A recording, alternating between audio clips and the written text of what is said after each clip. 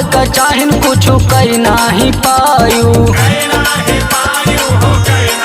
ए भौजी जब से बियाह करके ससुरे मायायू, करू है का चाहन कुछ कई नाही पायू।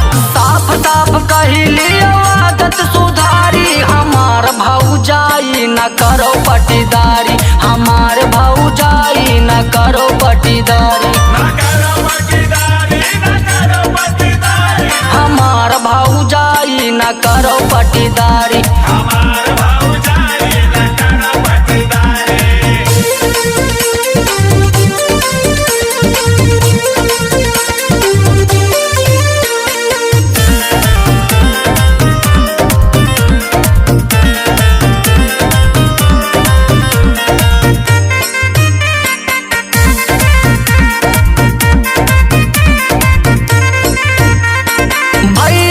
पहले तू भेजू बहरवा,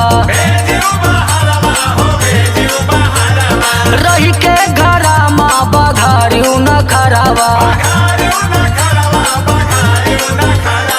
भैया का पहले तू भेजू बहरवा, रही के घरा माँ बघारू न खरावा।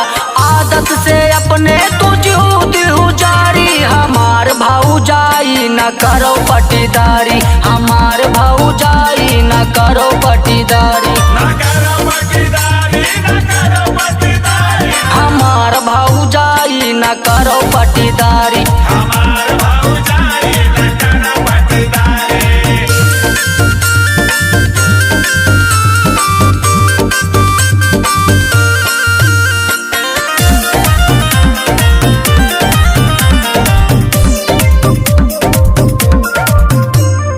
बतिया तोहार नहीं सुनी है महेश हो, भायू है अलग भौजी करो खुबाइश हो। बतिया तोहार नहीं सुनी है महेश हो, भायू है अलग भौजी करो खुबाइश हो। नाही कबीर दे पैसा उधारी, हमार भौजाई न करो पटीदारी, हमार भौजाई न करो पटीदारी, हमार भौजाई न करो पटीदारी।